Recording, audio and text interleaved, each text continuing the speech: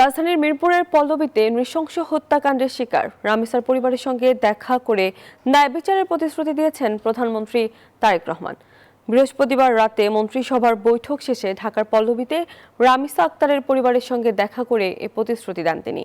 এ সময় তিনি রামিসার পরিবারের সদস্যদের সঙ্গে কথা বলেন এবং ৮ বছর বয়সী শিশু রামিসার নৃশংস হত্যাকাণ্ডের ঘটনায় তাদের সান্ত্বনা দেন। এ সময় রামিসার বড় বোনের সব দায়িত্ব নেওয়ার কথা জানান প্রধানমন্ত্রী তারেক রহমান।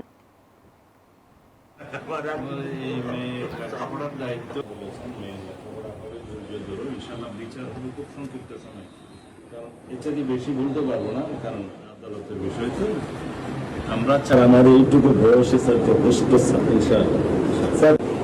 কোন আপনি কি ধৈর্য ধরবেন? আমি অভিজ্ঞতা নিয়ন্ত্রণ করতে পারতেছি না। আপনি যেহেতু বলেছেন, আপনি আপনার কষ্টের কথা বলেছেন, সেই ব্যাপারে আমরা যেটা আমাদের পক্ষে সম্ভব